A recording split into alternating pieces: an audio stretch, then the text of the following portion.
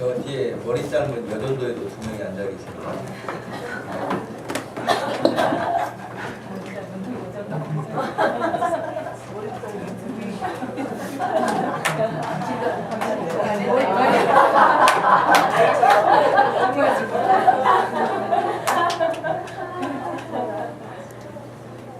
하나님 앞에 열심히 같이 찬양하는 걸 감사합니다. 오늘 우리에게 주시는 하나님 말씀은 요한복음 13장 34절과 35절 말씀입니다.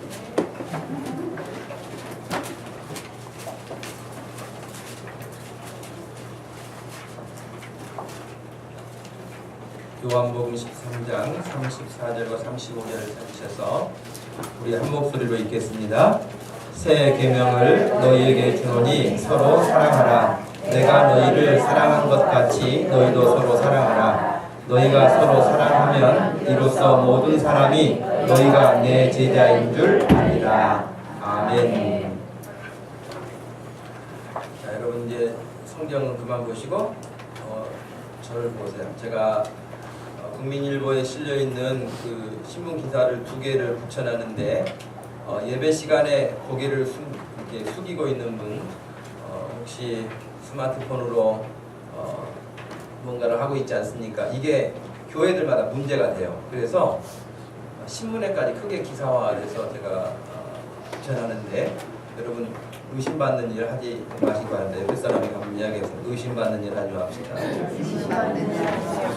고개 숙이고 혹시 문자 보내는가 카톡 확인하는가. 그래서 여러분 요즘에 영성 프로그램 가운데 뭐가 있냐면은 영성 프로그램에 들어가면 가장 먼저가 핸드폰 수거하는 거예요. 현대인들이 이 스마트폰에 노예가 돼 있어요. 그래서 일주일간 스마트폰 없이 지내보는 거예요. 다 수거해가서. 그리고 어떤 사람은 일부러 노트에다 모든 것을 기록하기 시작했어요. 카톡이 하루에도 수백 번 카톡하고 소리를 내니까 사람들이 거기에 노예가 돼서 거기에 반응을 안 해주면 안 되는 것처럼 생각해서 거기에 끌려가는 거예요. 우리의 필요에 따라서 해야 되는데, 여러분 카톡 하루에 주고받은 내용 가운데에 정말 긴급하게 해야 할 메시지가 몇 개나 될까요? 거의 키키키 뭐 이런 거, 거의 귀신 나오는 그런 문자들만 주고받지, 정말 이렇게 긴급하게 서로 의견을 주고받아야 될 그런 메시지는 많지 않습니다. 그러니 여러분 그걸 다스려 가야지 거기에 우리가 종속되거나 거기에 우리가 습관이 돼서 악습관이 되거나 하는 일이 되어서는 안 되겠다. 그래서 예배 시간에 오해서 하지 않도록 고개 숙이는 일이 없도록 여러분 하시고, 항상 사랑도 눈으로 한다 그러잖아요. 말씀도 눈으로 듣습니다. 귀로 듣는 게 아니라 눈으로 듣는 거예요. 눈으로 늘 보고 집중할 때에 말씀을 우리가 더 깊게 새길 수 있죠. 9월 첫날이고 또 복된 주일 아침입니다. 함께 예배한 우리 모든 성도들 주님의 이름으로 축복합니다. 옆에 사람 같이 손잡고 축복하세요. 축복합니다. 네. 이 좋은 가을에, 이 9월에 첫날에 하나님께 예배할 수 있으니 얼마나 감사합니까? 계절의 변화는 어찌도 그렇게 정확한지 사람들이 다시는 더위가 물러가지 않을 것 같고 찬바람이 오지 않을 것 같은 여름날이지만은, 여러분 계절이 바뀌는 시즌이 되면은 정확하게 자기 역할들을 다 합니다. 참 이걸 자연의 변화되어 가는 모습을 보면서 여러 가지 생각하게 돼요. 사람들은 욕심이 많아서요, 물러나야 할 때 절대 안 물러나고 버티다가 사고를 치는 경우들이 많아요. 욕심을 더 내다가 그러는 경우가 많아요. 여러분 가끔 뉴스에 그런 거 보시죠. 조개캐로 이렇게 갯벌에 들어갔던 사람들이 조금 더 하다가 물 들어오는 줄 모르고 나중에 물에 갇혀가지고 실제로 죽는 사람들도 있잖아요. 그러니까 어느 선이 되면은, 시간이 되면은 나와야 되는데 그거 조금 더 캐는 욕심의 재미에 그러는 거예요. 제가 사무실에 앉아서 이렇게 뭐 책을 읽거나 또 말씀 준비하거나 이렇게 하다 보면 지난주부터 제가 얼굴을 아직 보지는 못했습니다만은 귀뚜라미가 한 마리가 와가지고 울고 있어요. 그 창 밑에서. 그렇게 여름에 울어대던 매미 소리들은 점점 사라졌고요. 귀뚜라미가 한 마리가 울어, 한 마리가. 걔도 내 얼굴을 모르고 나도 걔의 얼굴을 모르지만 가을이 왔구나 진짜. 야, 참 놀라워요. 어디 있다가 걔는 어디 있다가 시간이 되니까 딱 등장을 했는가 하는 거예요. 어떻게 보면 귀뚜라미도 자기 역할을 기다리고 있었겠죠. 그래서 딱 가을이 되고 자기 시즌이 되니까 와서 누가 그렇게 기쁘게 들어주지 않는 노래지만은 귀뚜라미가 자기 소리를 내는 것입니다.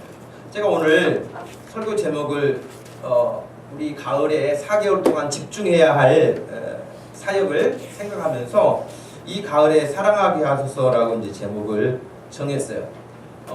그렇게 정해놓고 말씀을 이렇게 준비하면서 보니까 가을에 유명한 시, 많은 사람들, 특별히 우리 크리스찬들에게 많이 알려진 시 가운데 하나가 있어요. 그게 가을의 기도라는 시예요.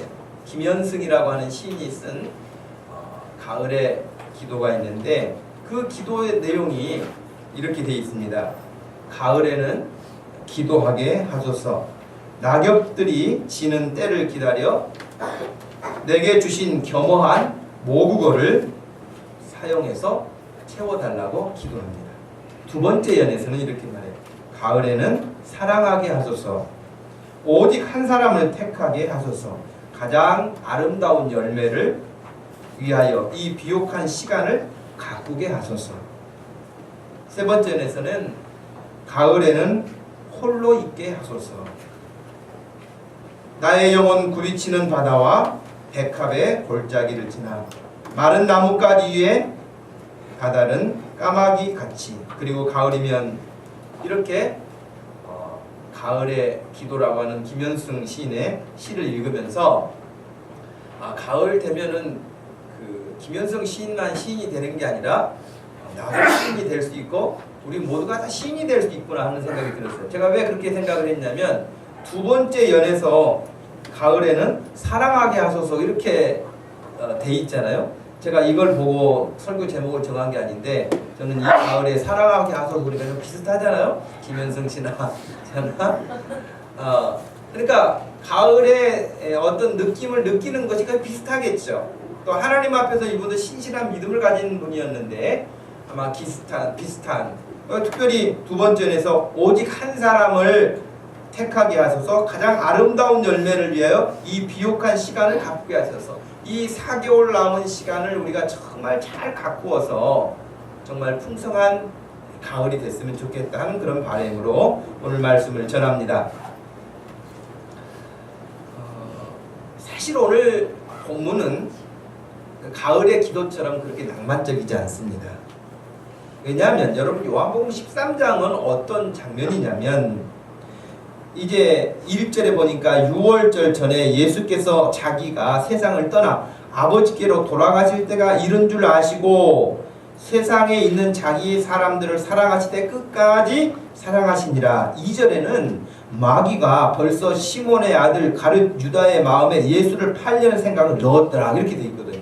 그러니까 요한복음 13장의 시작과 그 분위기는 지금 우리가 읽었던 가을의 기도와 같은 그런 분위기가 아니에요. 사실은 굉장히 착잡하고 굉장히 속상하고 서글프고 여러 가지들이 교차를 이루는 그런 장면입니다.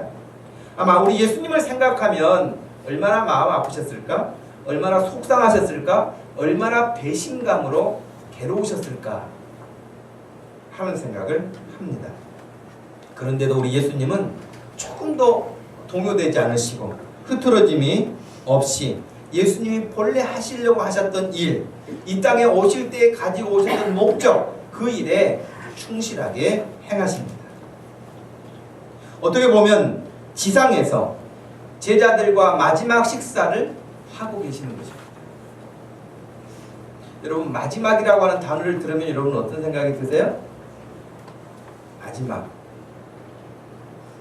어떤 교회에서 구역장들을 모아놓고 수련회를 했는데 수련회 프로그램 가운데 그게 있었다 그래요.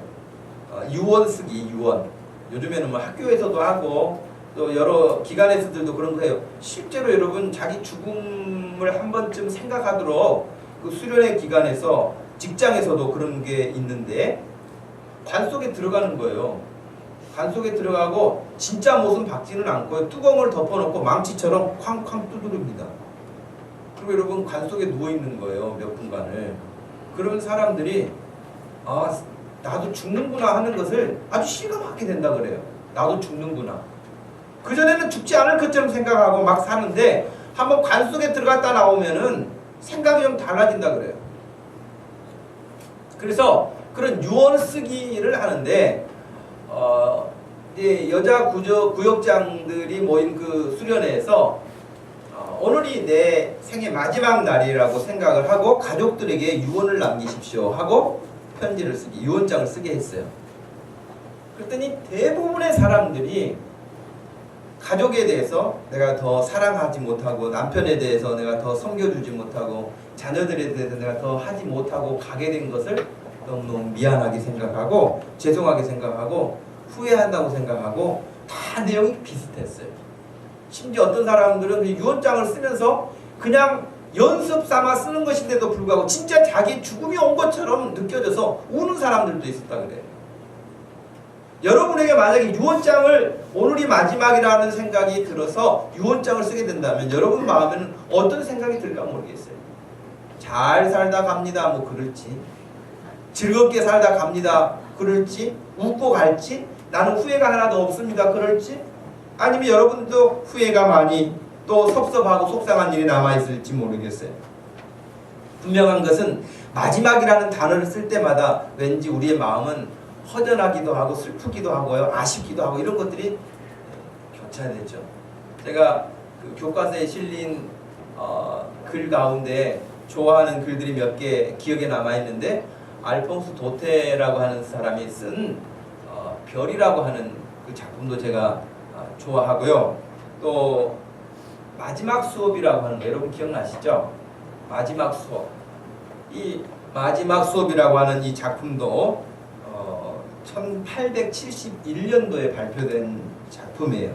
알폰스 도데가 자기 단편집에서 이것을 소개를 했는데, 그 시대적인 배경은 알자스라고 하는 그 도시 로레느 기속 문제로 독일과 프랑스가 이렇게 전쟁이 일어나는데, 거기서 이제 프랑스가 지게 되는 거예요. 그래서 더 이상 프랑스어를 쓰지 못하고 독일어를 쓰도록 하는 거예요. 그래서 프랑스어로 마지막 수업을 하게 되는 거예요. 그래서 마지막 수업인데, 거기 주인공으로 나오는 사람이 하나 있습니다. 그 소년 프란츠라고 하는 소년이 나와요. 이 프란츠는 공부에는 별로 관심이 없는 애였어요. 그냥 들과 산에서 뛰어놀기를 좋아하는 자연주의 학생이었죠. 그래서 별로 이렇게 책을 붙잡고 공부하는 것은, 그날도 마지막 수업인지도 모르고 지가 간 거예요. 학교에 열정적인 아이가 아니었기 때문에 뛰어놀다가 그냥 늦게 어떻게 왔는데 학교 분위기가 좀 이상한 거예요. 선생님도 다른 때하고 복장도 정장으로 바꾸어 입으시고 분위기가 굉장히 숙연한 느낌이 든 거예요. 그래서 칠판에 봤더니 마지막 수업이라고 써 있어요. 그러면서 하는 말이 이제 전쟁의 이야기와 그 다음에 프랑스어로 더 이상 공부할 수 없게 됐다고 하는 그 이야기를 하면서 이제 수업을 마무리하는 장면이 있는데, 그때에 그 아이가 후회하는 장면이 나와요. 이 프란츠라고 하는 그 어린 학생은 평소에 선생님이 그렇게 공부를 가르쳐주고, 특별히 프랑스 언어 국어 공부를 가르쳐주고 하는 일에 좀 더 자기가 열심히 하지 못했음에 대해서 굉장히 속상해. 그 어린 아이가 마지막 수업이라는 사실을 알고 나서 그런 거예요. 너무 속상해하고 슬퍼하죠. 그 내용 가운데 이런 이야기가 있습니다. 그 프란츠라고 하는 아이가 기억하기를, 국어를 굳건히 지키면 감옥의 열쇠를 쥐고 있는 거나 마찬가지다 그랬어요. 국어를 굳건히 지키면 감옥의 열쇠를 가지고 있는 거나 마찬가지다. 지금은 갇혀 있는 것 같지만 열쇠가 있기 때문에 문제가 되지 않아요. 국어를 익히면 이라고 하는, 그래서 이 작품이 프랑스 사람들에게도 많이 사랑을 받은 작품이기도 했죠. 지금 예수님은 마지막이에요. 예수님은 제자들은 몰랐어요. 지금 이것이 마지막 예수님과 식사하는 자리인지를 몰랐어요. 예수님은 아셨죠. 그리고 예수님은 제자들에게 말씀을 해주셔도 제자들은 아예 그런 상상을 하지 않은 사람들이었기 때문에 선생님이 지금 무슨 말씀하신가? 왜 갑자기 마지막이라고 하시는가? 뭐 이런 철없는 생각만 했을 뿐이지 예수님의 마음을 헤아리는 제자들은 아무도 없었습니다. 딱 하나, 마귀가 들어와서 그 마음을 부추기고 있는 가룟 유다만 알고 있었죠. 네. 여러분, 예수님은 그런데도 불구하고 제자들을 보면서 참 이 한심한 녀석들, 내가 이것들을 지난 3년간 데리고 가르쳤는데 고작 이 모양인가? 그저 먹는 일에 지금도 집중해가지고 그냥 누구 밥그릇이 더 큰가? 누가 더 많이 뛰어가는가? 그런 생각에 잡혀있는가? 아마 여러 가지 생각들이 교차될 수 있을 법한 그런 분위기였습니다. 그런데도 예수님 전혀 그런 제자들의 모습에 속상해서 내가 이런 애들을 놓고 이런 제자들을 위해서 죽어야 하다니 내 목숨이 아깝다, 뭐 그렇게 생각지도 않으시고 예수님은 자기가 하시는 일을 그냥 진행하셨습니다. 평소와 좀 다른 점이 있었는데 예수님도 그날 그 마지막 식사 시간에 식사를 하시다 마시고 일어나셨어요. 일어나셔서 세숫대야와 같은 그런 그릇에 물을 떠가지고 갑자기 제자들의 발을 씻어주시는 거예요. 요즘에 우리나라에서는 부모님 효도할 때에 남편이 아내, 아내가 남편, 제자가 스승, 혹은 스승이 제자 섬긴다고 하는 어떤 그런 그 상징적인 일을 할 때마다 세족식을 합니다. 예수 안 믿는 사람도 하더라고요, 세족식을. 그런데 이스라엘이라고 하는 그 나라는 여러분 그냥 거의 그 더운 지역에서 샌들을 많이 신고 다니죠. 근데 샌들을 신고 다니니까 어느 집에 들어가게 되면 발에 먼지가 많아서 그 집에 들어가려면 항상 발을 씻는 것이 기본이에요. 그리고 좀 이렇게 갖추고 사는 집에는 노예가 그 손님들의 발을 씻어줍니다. 깨끗하게. 그리고 수건으로 닦아주죠. 그런데 예수님이 갑자기 식사 자리에서 일어나시더니 그릇을 가지고 오셔서 제자들의 발을 씻기시는 거예요. 제일 먼저 베드로의 발을 씻기셨는가 봐요. 베드로가 갑자기 먹던 일을 중단하고 깜짝 놀래가지고 선생님 이게 무슨 일이십니까? 왜 그러십니까? 제가 선생님 발을 씻겨드려야죠. 선생님 왜 갑자기 제 발을 그러면서 절대 제 발을 씻을 수 없습니다라고 사양을 했습니다. 예수님께서 그래 네가 발을 씻기지 못하도록 한다면 너와 나는 상관이 없다. 그러니까 베드로가 갑자기 또 생각이 바뀌어가지고 그럼 예수님 저 샤워 시켜주세요. 또 그런 거예요. 그러니 예수님이 이미 목욕한 사람은 발만 씻지 다시 머리부터 감을 이유는 없다 그러신 거예요. 그런 에피소드가 여기에 담겨 있습니다. 그러면서 예수님이 제자들에게 12절에 발을 씻기신 후에 옷을 입으시고 다시 앉아 그들에게 이르시되 내가 너희에게 행하는 것을 너희가 아느냐라고 질문하셨어요. 내가 왜 너희들 발을 씻겨주는지 아느냐? 내가 왜 마른 수건으로 너희들의 발을 닦아줬는지 아느냐라고 물으셨어요. 제자들은 전부 다 눈만 휘둥그레 해줬지 무슨 의미인지는 몰랐습니다. 여러분 성경책을 펴고 계신다면 요한복음 13장 13절 말씀에서 17절 말씀까지 13절에서 17절까지 한번 같이 읽어보겠습니다. 시작.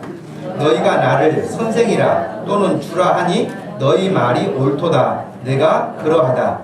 내가 주와 또는 선생이 되어 너희 발을 씻었으니 너희도 서로 발을 씻어주는 것이 옳으니라. 내가 너희에게 행하는 것 같이 너희도 행하게 하려 하여 오늘 보였노라. 내가 진실로 진실로 너희에게 이르노니 종이 주인보다 크지 못하고 보냄을 받은 자가 보낸 자보다 크지 못하나니 너희가 이것을 알고 행하면 복이 있으리라 그랬어요. 여러분 항상 그렇죠.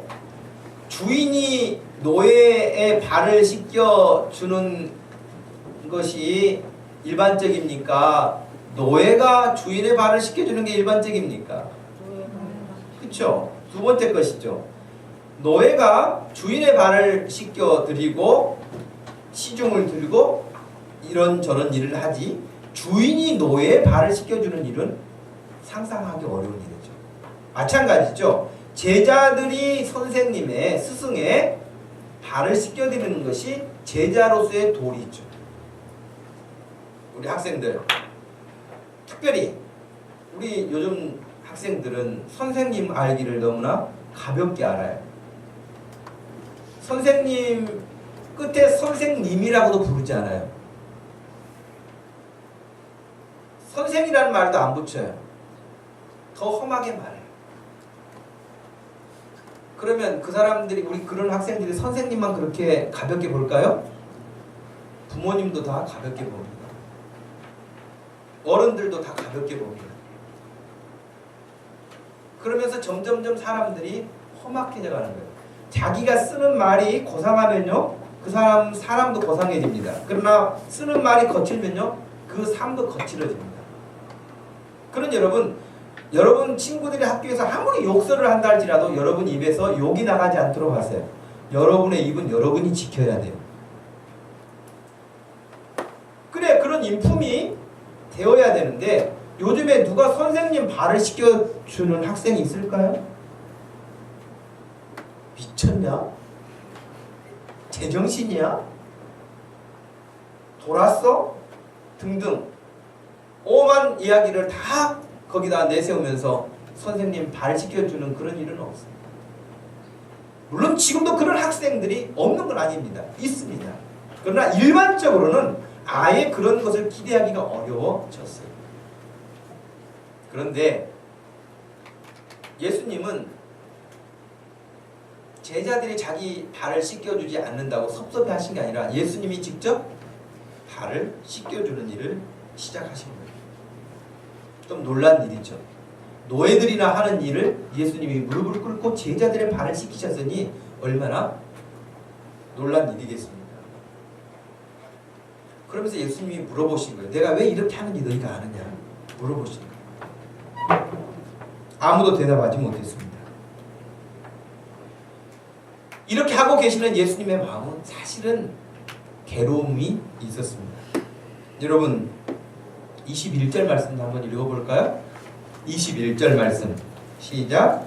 예수께서 이 말씀을 하시고 심령이 괴로워 증언하여 이르시되 내가 진실로 진실로 너에게 이르노니 너희 중 하나가 나를 팔리라 하시면서 오늘 우리가 읽었던 이 본문의 내용들이 연결되어 있는 거예요. 예수님의 마음은 항상 예수님의 마음은 항상 업돼 있고 예수님의 마음은 항상 좋기만 하고 그런 게 아니에요. 예수님도 이 말씀 보면은 분명하게 심령이 괴로우셨다는 거예요. 예수님도 울기도 하셨잖아요. 속상해 하시기도 하셨어요. 그래서 예수님이 괴로운 그 마음을 품고 제자들의 발을 씻기시고 닦아 주셨던 것이죠. 그리고 우리가 오늘 보아야 할 말씀인 34절, 35절 말씀이 소개된 것입니다. 새 계명을 너희에게 주노니 서로 사랑하라. 내가 너희를 사랑한 것 같이 너희도 서로 사랑하라. 너희가 서로 사랑하면 이로써 모든 사람이 너희가 내 제자인지 알게 될 것이다 그랬어요. 그래서 우리가 해야 될 첫 번째 하는 일은 서로 사랑하는 일입니다. 서로 사랑하는 일. 우리는 주님과 서로 사랑한다는 말을 하기가 어울리지 않아요. 우리의 사랑은 주님이 우리를 사랑하는 것과 비교할 수가 없는 형편이기 때문에 그렇습니다. 주님이 우리를 사랑하는 그 사랑은 너무 전폭적이고 너무 크고 너무 희생적이고 헌신적인 사랑이기 때문에 우리는 감히 주님을 사랑한다는 말을 주님도 나 사랑하고 나도 주님 사랑합니다 이런 말 하기가 너무나 부끄러운 사람들이죠. 우리가 서로 동등하게 사랑한다고 그래서 비슷하게 이야기할 수 있는 그런 관계를 말한다면 친구들 혹은 가정으로 본다면 부부관계일 수 있습니다. 부부관계.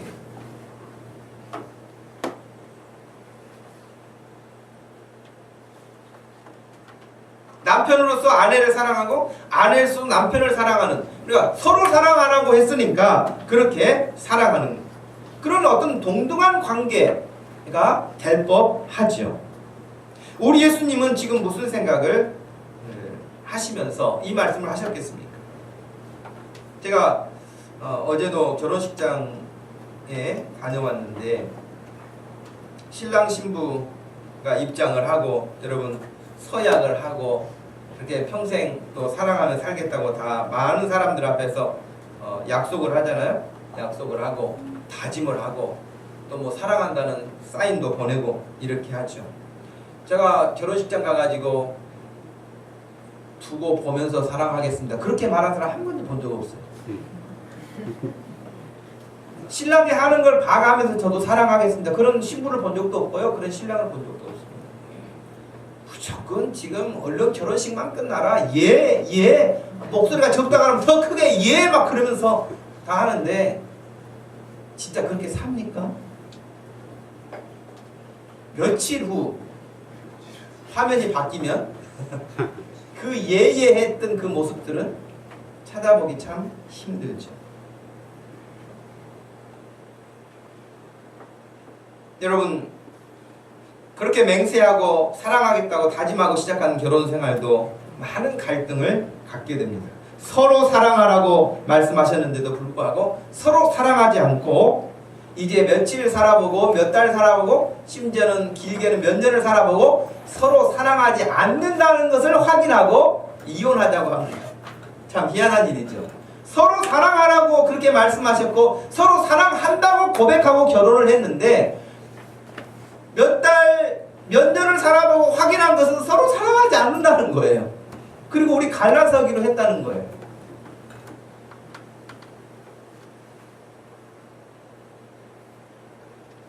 여러분 이 신랑 신부 보면은 어떻습니까? 출발이 좋아 보입니까? 나빠 보입니까?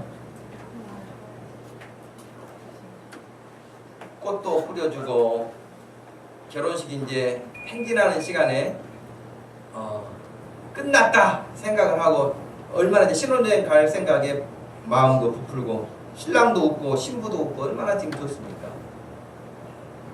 누군지는 여러분 아는 사람 없죠? 아는 사람이 있어요? 예, 신문에서 본 사람도 있을지 모르겠지만 마르코라고 하는 사람과 아르헨티나 출신이든가 이분이 또 프로골퍼 안시언이라고 하는 신부입니다. 이 사람들도 2년간 연애를 하면서 너무 좋다고 해가지고 결혼을 한 거예요.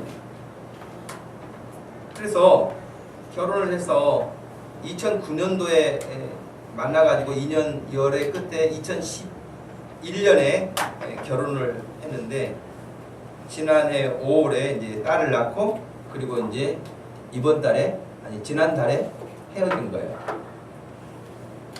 아이까지 낳고 다 그렇게 했는데 헤어져요. 그렇게 좋다고 그렇게 하고 이렇게 웃고 나올 때는 언제고 그렇다니까요. 서로 사랑하라고 그러는데 왜 이런 일이 일어날까요? 하나님의 말씀에 서로 사랑하지 않기 때문에 일어나는 일입니다. 주님은 분명히 그렇게 말씀하셨어요. 서로 사랑하라. 사랑하는 자녀들 부모에게 일방적으로 사랑을 받으려고만 하지 마세요. 부모를 사랑하세요. 부모를 존중하세요. 부모에게 순종하세요. 우리 자녀들만 한번 대답합니다. 부모님 사랑하며 살겠습니다. 우리 자녀들 한 명도 없나요? 한번 따라서 합니다. 부모를 사랑하며 살겠습니다. 부모를 존경하며 살겠습니다. 여러분, 부모가 지금 여기 여러분들 이르기까지 쏟아낸 헌신은 계산서가 안 나옵니다. 그런데 여러분이 무슨 하늘에 별이라도 따온 사람처럼 부모에게 말 함부로 하고 함부로 대하고 불순종하고 거친 말하고 이것은 있을 수 없는 일입니다. 그건 있을 수 없는.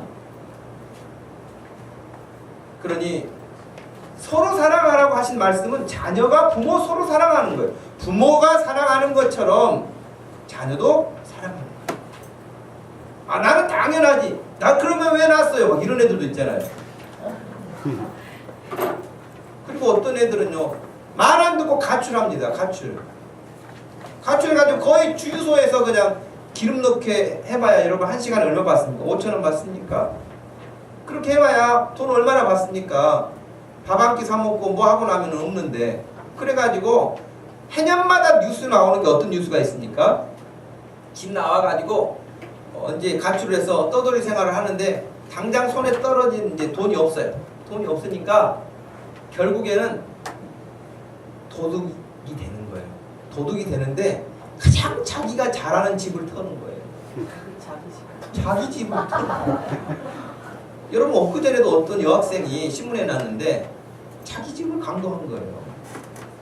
혼자 못할 때는요 친구를 동원해 가지고 자기 집을 강도짓을 합니다.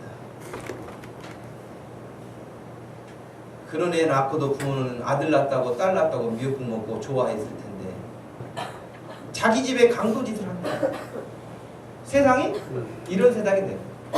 하나님의 말씀대로 부모를 존경하고 사랑하는 마음이 있으면 그런 마음이 생기겠습니까?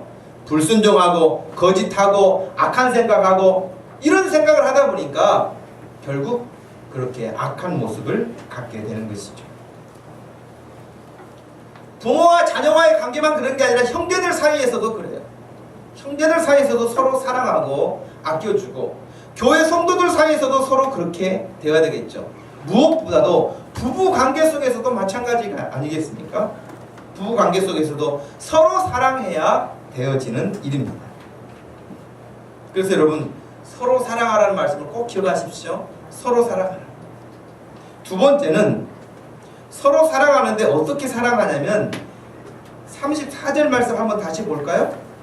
34절만 한번 다시 읽어보겠습니다. 시작. 내가 너희에게 주노니 서로 사랑하라. 내가 너희를 사랑한 것 같이 너희도 서로 사랑하라. 예. 예수님이 누구십니까?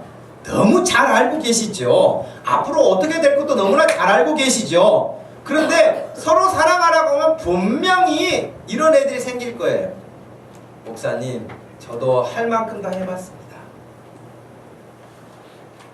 저만큼 했으면은 아마 지나가는 노숙자도 변화가 됐을 것이고 집에서 기르는 개도 변화가 됐을 것입니다. 아마 그렇게 자기 할 만큼 했는데 지금 남편이 변화가 안 된다는 거예요. 아내가 변화가 안 된다는 거예요. 자녀가 변화가 안 된다는 거예요. 그래서 나는 열심히 사랑한다고 했는데 상대방 더 이상은 나는 이제 하고 싶지 않습니다. 그 이야기를 합니다.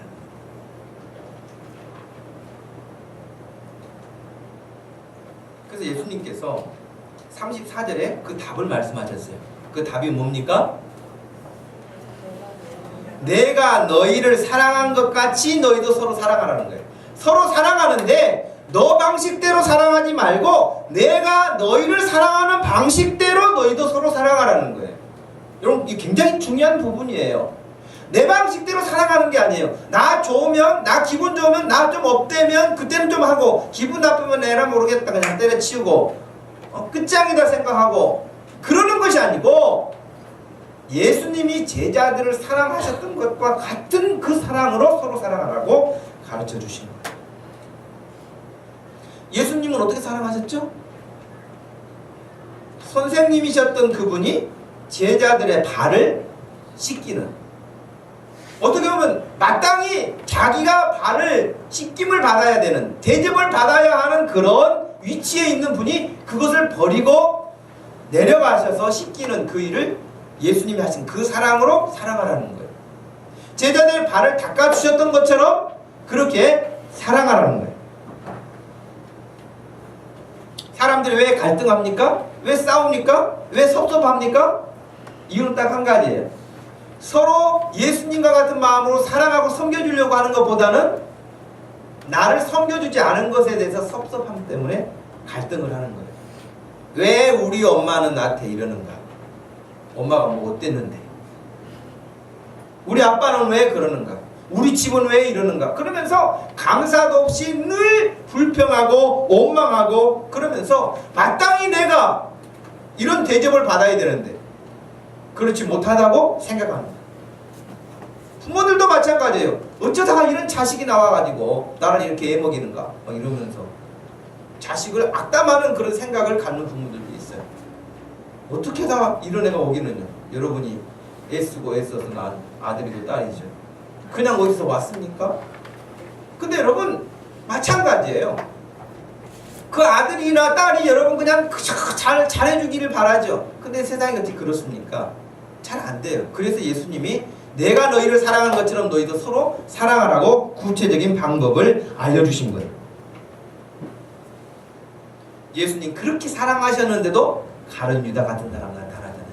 그렇게 사랑하잖아요. 사랑 못 받아서 그런 일이 나타나는 게 아니에요.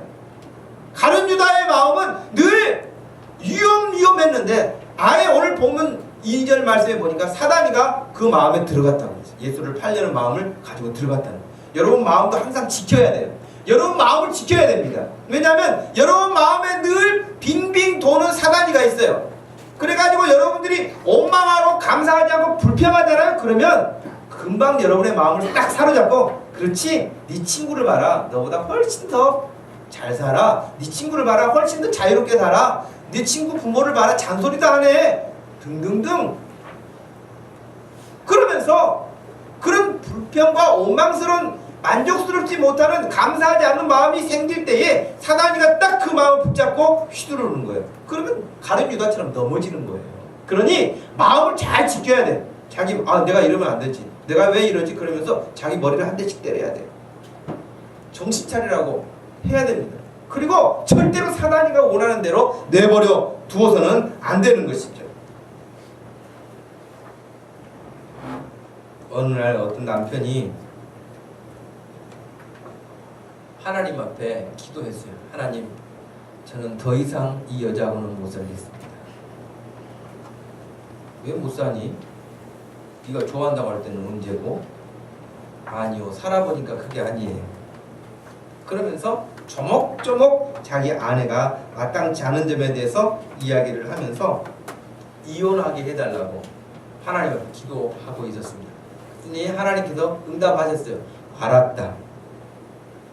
어차피 이혼할 것 마지막이니 내가 말하는 것만 한번 마지막으로 하고 이혼하도록 해라.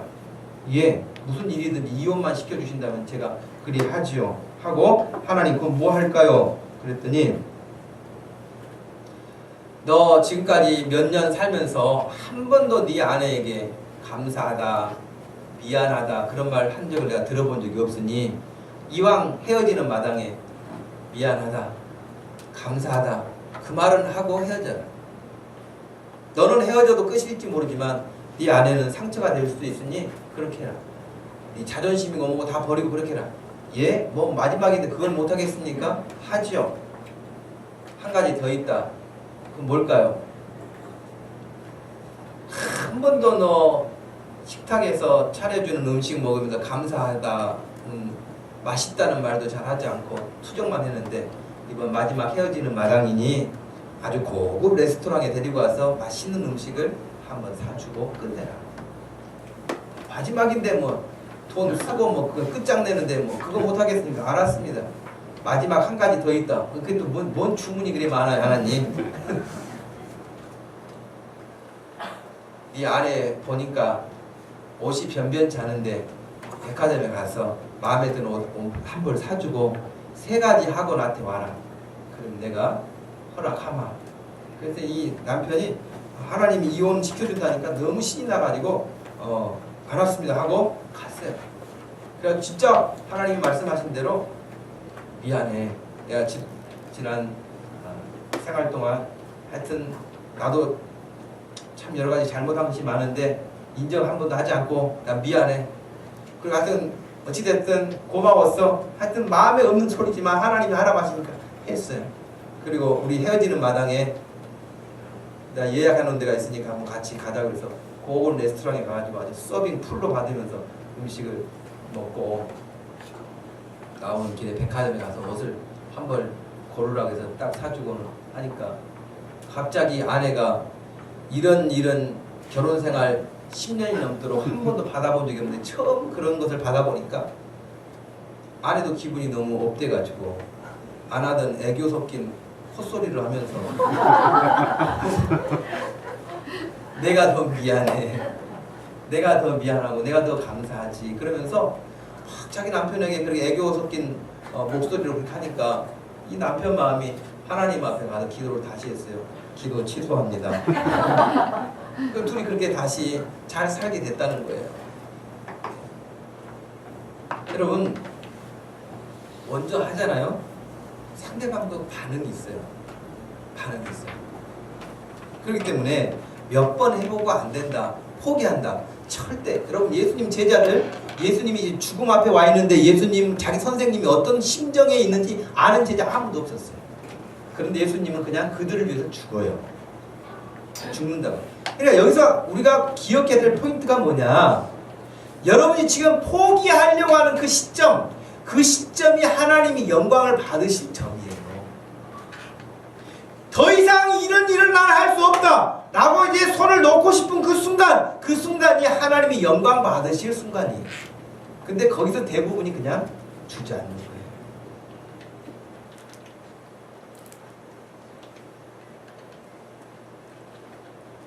마지막 세 번째, 여러분 35절 말씀 보시면 너희가 서로 사랑하면 이로써 모든 사람이 너희가 내 제자인 줄 알리라 그랬어요. 서로 사랑하지 않으면 뭐가 아니에요? 제자가 아니에요. 예수님의 제자가 아니에요. 예수님의 제자의 특성은 사랑이에요. 사랑하는 거예요. 소금은 짜야죠. 설탕은 단맛이 나야죠. 식초는 신맛이 나야죠. 그 자기 역할이라는 게 있어요. 제자의 특성은 사랑하는 거예요.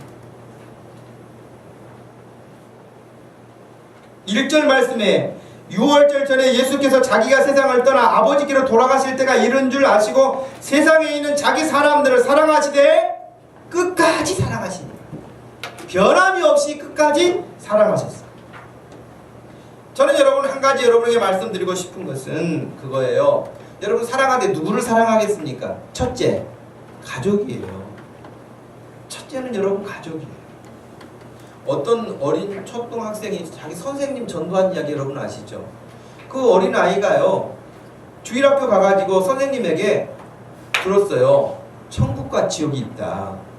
예수 믿어야 지옥 가지 않고 천국 갈 수 있다. 아무리 착하고 아무리 공부를 많이 하고 아무리 부자여도 예수 믿지 않으면 무서운 지옥에 가게 된다. 그 지옥은 너무 끔찍해서 설명하기조차 힘들다. 그런 이야기를 주일학교 선생님에게 배우고요. 그 아이가 학교 가가지고 선생님을 너무너무 좋아하는데 자기 선생님을 붙잡고 막 울었다니까요. 선생님 지옥 가면 안 돼요. 선생님 지옥 가면 얘가 왜 이러나.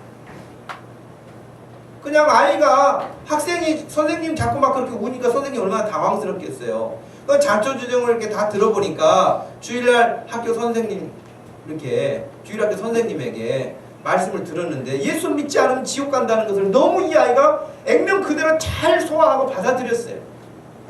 그 예수 안 믿으면 지옥 간다니까 자기는 선생님을 너무 좋아하는데 그 선생님이 지옥 가면 안 된다고 우는 거예요. 그 선생님이 그 아이 때문에 예수님을 믿게 됐어요. 여러분 가장 가까이 있는 가족들 그냥 내버려 둬서는 안 돼요.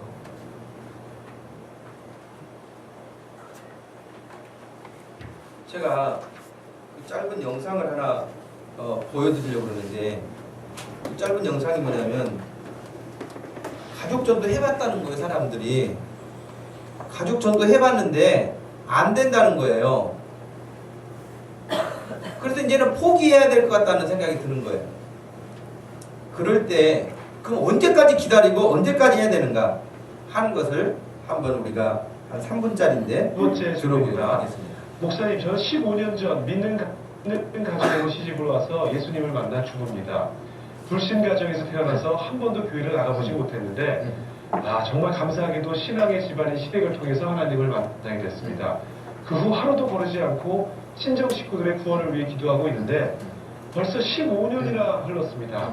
하지만 아무런 열매가 없으니 솔직히 많이 지치기도 하고 오히려 제가 교회 이야기, 예수님 이야기를 하면서 친정 식구들과 거리가 멀어진 것 같습니다.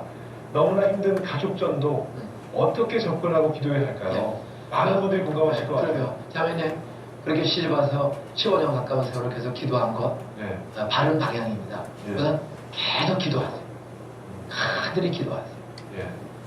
물이 99도까지는 아무리 불을 때도 99도의 온도가 되는데 불은 끓지 않습니다. 그런데 1도만 높이면 100도 되는 갑자기 호랑 불어서 소뚜껑이 벌렁벌렁 옵니다. 자매님, 저도 지금 72년도에 예수 믿고 40년을 하루도 빠짐없이 김종 형님, 불쌍한 여들 선의 선역의 선축의 선신, 선옥의 선적의 성경, 김철중 형님, 원경 형수님, 선홍의 선역의 선역, 선임, 최영원 배우님, 김호순 형님, 정수의 종원, 병원이, 병수, 정수, 경호, 병수, 병원이, 이정희 아버지, 박을 병원이, 재관이, 재영기, 재복이, 대덕이, 재철이, 상호, 찬호, 병수, 병식이, 자유리, 구현이, 아들, 계속, 임주, 시호대, 정대, 신병, 주정, 이진자서, 선이, 이런 이름을 불러가면서 40년을 기도하면서 40년. 가족들 이름인가요? 그러면 가족들. 전체 가족인가요? 네, 전체 가족과 가까운 친구들. 네. 뭐 조카 뭐. 그러면 내 조카들까지. 이 사람들은 40년을 기도하고 있습니다. 그런데도 아직도 안 믿는 사람이 있어요? 4명 있어요. 이야. 4명이 아직도 안 믿어. 대단합니다. 그런데 그렇게 기도하니까요. 어느 날 꿈꾸고 나와. 우리 큰형님이 참 힘들고 어려운 인생을 사신 분인데 그렇게 기도했지. 꿈에서 놀려서 깨가지고 저한테 전화를 한 거예요. 한밤중에 꿈을 꾸고.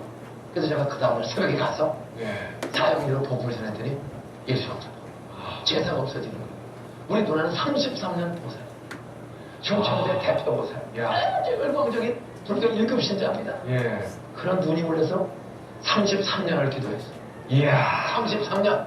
근데 어느 날 글쎄 그 어마어마한 우리 보살 누나가 다 엎어버리고 지금 권사했어요. 아멘. 할렐루야. 야.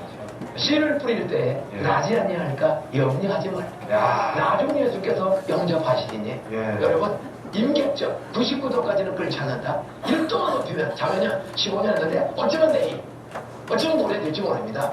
바로 오늘이 그날이다. 오늘 사울이 바울로 뒤집어진 날.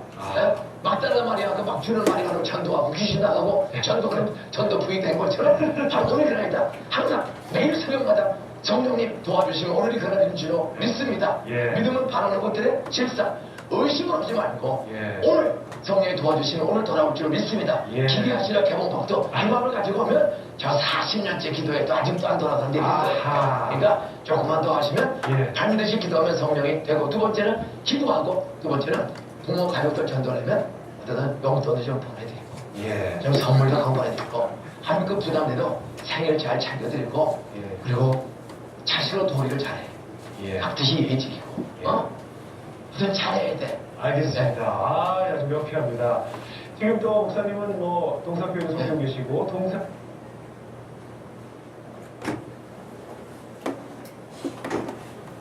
15년 기도해가지고 안 된다고 40년 앞에서 어떻게 명함을 내밀겠습니까? 그러니까 계속 그 이름을 불러가면서 한 사람 놓고 뭐 1분, 2분 기도하는 게 아니라 그냥 이름만 불러가면서 이 이름 하나님 생명책에 기록해 주세요. 이 사람 구원해 주세요. 그거예요. 여러분 기도하십시오. 예수님 믿지 않는 가족이 있습니까? 여러분 기도 안 하니까 안 되는 건 기도하세요. 여러분 가장 가까운 친구 있습니까? 기도하세요. 꼭 같이 예수 믿고 함께 하나님을 섬길 수 있는 그런 사람이 될 수 있도록 여러분이 기도하실 때에 하나님이 그 얼마나 기뻐하시겠어요. 여러분 그런 기도를 하면 여러분이 구하지 않는 것도 하나님께서 응답하시고 좋은 것을 선물로 주실 줄로 믿습니다. 여러분 하나님이 좋아하시는 일을 힘써서 우리가 2013년 이제 4개월 남았는데 그 4개월 남은 시간에 첫 출발하는 9월 1일 이 주일 아침에 가족 전도를 위해서 우리 믿지 않는 아내를 위해서 남편을 위해서 우리 자녀들을 위해서 정말 우리 부모님을 위해서 기도해야 되겠다. 오늘 여러분 기도하시고 가장 가까운 이웃을 위해서 우리가 열심히 복음 전하고 또 기도하고 섬기고 사랑으로 서로 사랑하라고 하신 말씀대로 이 가을에 사랑해서 정말 이 가을에 제가 그 큐티하면서 그런 글을 쓴 적도 있었는데 이 기도하기 좋은 가을 그랬더니 제 머리에 이런 생각도 얼른 떠오르는 거예요. 여름에 열대야 때문에 잠도 못 자는데 이 가을 잠자기 좋은 가을 뭐 이런 생각을 하는 사람도 있을 것 같더라고요. 진짜 자기도 좋아요 요즘에. 그렇죠? 요즘에 더워서 설치는 사람 없잖아요. 잠자기 너무 좋은 계절이에요. 그러나 여러분 기도하기 너무 좋은 계절이 첫 번째인 것을 아시기 바랍니다.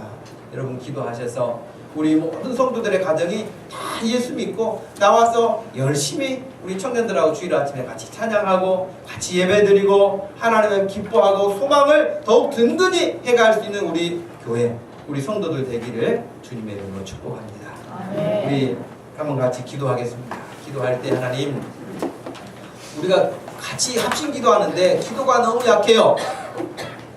일주일에 금요 기도에도 못 나오시고 새벽 기도에도 못 나오시는 분들이 많은데 이 시간에 여러분 소리를 막 내서 기도하세요. 기도할 때 딱 한 가지 하나님 안 믿는 내 엄마 아빠 안 믿는 내 남편 안 믿는 내 아내 내 가족 혹은 내 친구 그 사람 이름 불러가면서 하나님 꼭 예수 믿고 함께 천국 갈 수 있게 해주세요. 예수 믿고 구원받게 해주세요. 여러분 그 한 가지 소리를 높여서 같이 한번 주님 앞에 간절히 기도하겠습니다. 하나님 아버지 고맙고 감사합니다. 이 시간 저희들에게 귀한 시간을 주시고 함께 주의 말씀을 들을 수 있도록 하신 하나님 아버지 이 시간도 서로 사랑하라고 하신 말씀을 따라서 주의 말씀을 따라 아버지 하나님 이제 말씀대로 순종하기 위하여 기도합니다. 하나님 아버지 포기하고 싶을 때도 많고 속상할 때도 많고 이제 그만하고 싶을 때도 많은 것이 우리들의 연약한 모습인데 하나님 아버지 40년간도 기도하는 목사님 15년간도 기도하시는 목사님 예수님도 3년간 이렇게 예수님의 제자들을 가르치시고 이끄시고 또 섬겨주시고 했는데도 불구하고 그들이 하나 예수님의 마음을 알아주지 못한 것 아니었습니까? 그래도 포기하지 않으셨던 것처럼 우리들 역시 아버지 하나님 기도하는 일을 중단하지 않게 해주시옵소서. 복음 전하는 일을 중단하지 않게 하여 주옵소서. 끊임없이 복음을 전하고 예수 그리스도를 전할 수 있도록 하여 주셔서 아버지 하나님 가장 가까운 우리 가족들 다 예수 믿고 구원받게 해주시옵시고 이 가을에 아버지 저희가 다른 것들에 마음 빼앗기지 아니하고 우리 가족 구원하는 일에 앞장서고 그 일을 위해서라면 예수님과 같은 마음을 가지고 사랑하고 섬길 수 있도록 역사해 주시기를 원합니다. 친구들이 예수님을 몰라서 지옥 가서야 되겠습니까? 아버지 하나님, 이 시간에도 악한 영들이 아버지 하나님 사잡고 있는 마음들을 더 물리치게 하여 주시옵시고, 오직 우리 주 예수 그리스도의 사랑으로 우리가 복음 전할 때마다 놀라운 선한 열매들이 나타날 수 있도록 축복하여 주시옵소서. 은혜를 허락하여 주옵소서. 주여 강권하여 주시옵소서. 오직 우리 하나님께 영광 되게 하여 주시옵소서. 하나님, 이 좋은 가을에 하나님께 예배드리고 말씀 듣는 중에 주님 말씀에 온전한 마음으로 순종하기를 소원합니다. 서로 사랑하라고 하셨으니 거기에 다른 이유를 붙이지 않고 정말 서로 사랑하며 살겠습니다. 하나님, 내 방식대로 사랑하지 아니하고 예수님이 제자들을 사랑하셨던 것과 같은 마음으로 사랑하게 하여 주옵소서. 내 가족들, 내 친구들, 내 이웃들, 아직 주님 모르고 살아가는 수많은 사람들을 향하여서 우리가 이 가을에 사랑하게 하여 주옵소서. 그들의 영혼을 불쌍히 여기는 마음을 가지고 사랑하고 복음 전하고 기도하고 권면하고 신방하고 섬겨서 한 영혼 한 영혼이 다 주께 돌아오는 풍성한 가을 되게 하여 주옵소서. 감사하신 예수님의 이름으로 기도하옵나이다. 아멘. 다같이 해같이 빛나게.